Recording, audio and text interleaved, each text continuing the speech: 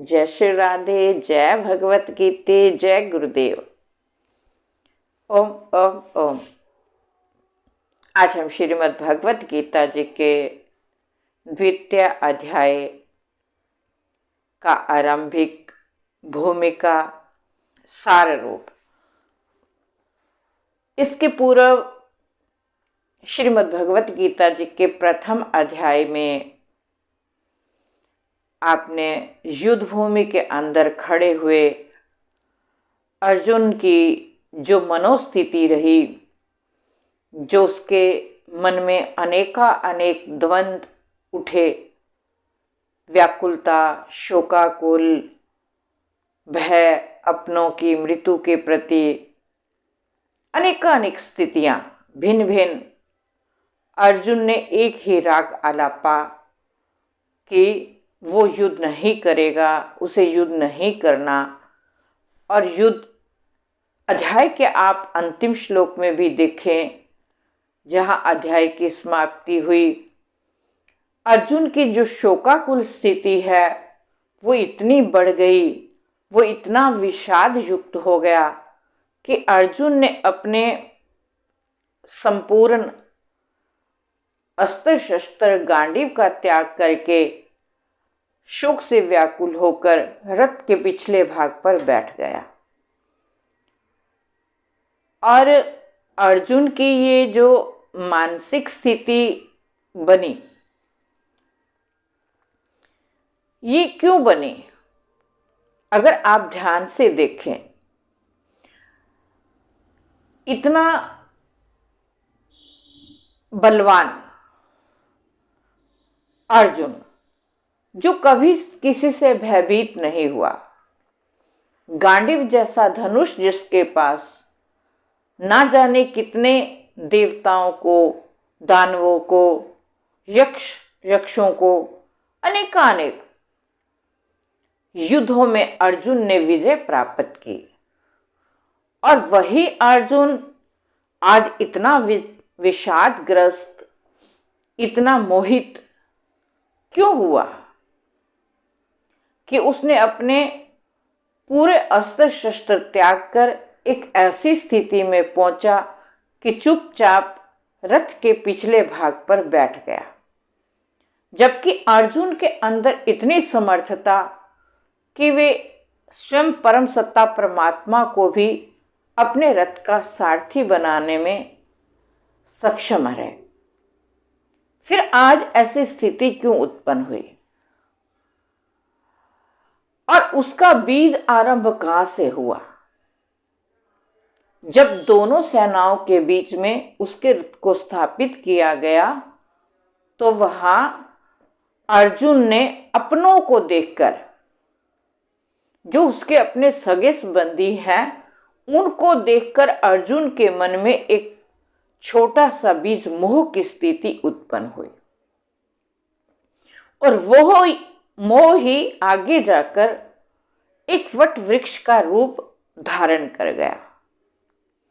और उसी मोह के कारण उसका सारा विवेक, उसका सारा ज्ञान आच्छादित हो गया, ढक गया, और उसकी स्थिति एक मनोरोगी के समान हो गई, जो कोई भी निर्णय लेने में सक्षम नहीं है, असमर्थ है।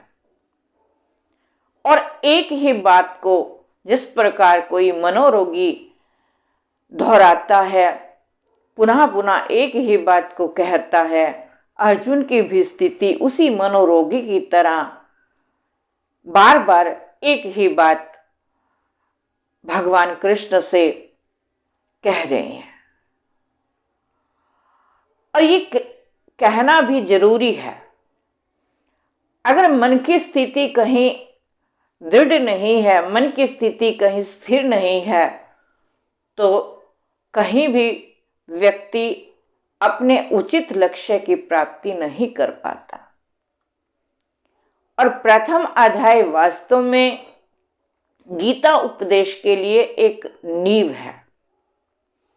जिस प्रकार किसी एक मकान को बनाने के लिए, किसी महल को बनाने के लिए एक मजबूत एक सबल नींव की आवश्यकता होती है, उसी प्रकार इस गीता रूपी दिव्य ज्ञान के लिए भी एक प्रथम अध्याय जो है वो एक नींव है, जिसमें अर्जुन रूपी मनोरोगी अपनी मन की स्थिति को पूरी तरह अपने डॉक्टर के सामने, चिकित्सक के सामने खुलकर कह रहा है। और एक चिकित्सक को, एक डॉक्टर को जब तक रोगी के रोग का पता नहीं चलेगा तो वो उसका उपचार अच्छे से नहीं कर पाएगा। जब वो उसकी पूरी मनोस्थिति को जान लेगा, उसके रोग को जान लेगा, पहचान लेगा, तो उसी अनुसार वो उसका आगे इलाज कर पाएगा। तो अर्जुन ने भी पूरे अध्याय के अंदर जो उसकी मोह रूपी मनोस्थिति है, मोह के कारण जो उसका मनोरोग हुआ, मनोस्थिति बनी, जिसमें अनेक आगे भय, द्वंद्व, शोक आदि उत्पन्न हुए, उन सब का वर्णन किया।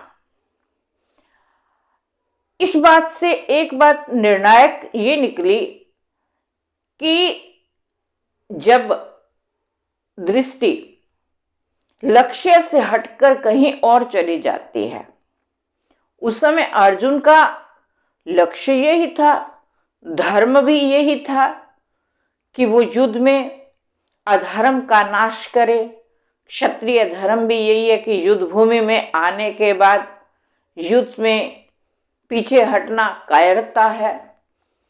लेकिन अर्जुन की स्थिति, अर्जुन की जो दृष्टि थी वो वहां से हटी, पहली बात तो ये। और दूसरी स्थिति ये रही कि अर्जुन की जो दृष्टि है वो भगवान कृष्ण से भी हटकर अपने संबंधियों पर चली गई। ठीक उसी प्रकार जब जब जीव की दृष्टि अपने लक्ष्य को छोड़कर इधर उधर जाती है, संसार के पदार्थों पर, भौतिकता पर जाती है, तब तब दुख और शोक का, मोह का उत्पन्न होना संभव है। तो व्यक्ति को चाहिए कि अपनी दृष्टि को अपने लक्ष्य पर रखे। तो प्रथम अध्याय में अर्जुन की भी वही मनोस्थिति है जो अपने लक्ष्य को छोड़कर कहीं और चली गई, और इसी कारण उसके हृदय में, उसके मन में अनेक द्वंद्व उत्पन्न हुए, और उन्हीं द्वंद्व के कारण पहले मोह, फिर शोक, फिर विषादग्रस्त। और पहले अध्याय के अंदर यही स्थिति बनी, और अब द्वितीय अध्याय के अंदर भगवान से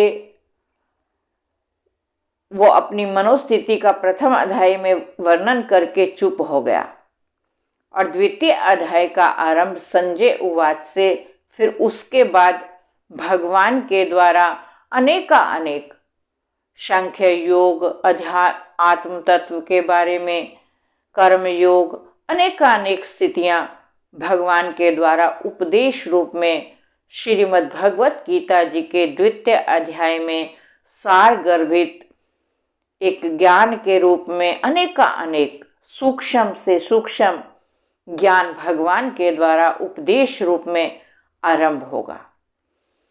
तो प्रथम अध्याय में यही प्रेरणा कि अपनी मनोस्थिति को स्पष्ट करना चाहिए, और जब हम अपने मन को खाली करते हैं, कोई स्थान मन में बनाते हैं, तो तभी उस हृदय में कोई अच्छे ज्ञान की, प्रकाश की बात तभी टिक पाती है, और हृदय का अंधेरा भी तभी दूर होता है जब सामने कोई ज्ञान का प्रकाश हो। तो पहले अध्याय में अर्जुन ने अपनी मनोस्थिति को बताया। अब उसकी मनोस्थिति के अनुसार भगवान उसके चिकित्सक बनकर, उसके प्रेरक बनकर, गुरु तत्व को समझकर बनकर और उसका मार्गदर्शन करेंगे और उसके लिए एक दिव्य अलौकिक जो गीतामय उपदेश है, जो पूरी मानव जाति के कल्याण के लिए। अर्जुन तो वास्तव में एक प्रतीक था। आज के समय में हम सबकी मनोस्थिति वही है जो अर्जुन की उस समय थी। संसार की भौतिकता में, संसार की भौतिक वस्तुओं में हमारा मन इतना लुब्ध हो गया है, इतना रम गया है कि हमें वास्तविकता का कुछ भी ध्यान नहीं रहता कि हम वास्तव में कौन हैं, हमें अपना जीवन कैसे जीना है, हमारा आचरण कैसा होना चाहिए, हमारा व्यवहार कैसा होना चाहिए। तो ये जो गीता रूपी दिव्य उपदेश है, उस सब की हमें भी उतनी ही आवश्यकता है। तो इस जो अत्यंत सूक्ष्म ज्ञान श्री भगवान जी के वाणी से, मुखारबिंद से निकला, वो केवल अर्जुन के लिए नहीं था, हम सब भी अर्जुन हैं। हमें भी इस अमृतमय रस का पान बड़े ध्यान से करना है। तो द्वितीय अध्याय का आरंभ संजय उवाच से, कल से प्रथम श्लोक से श्रीमद् भगवत गीता जी का द्वितीय अध्याय आरंभ। जय श्री कृष्णा, जय श्री राधे, जय भगवत गीता।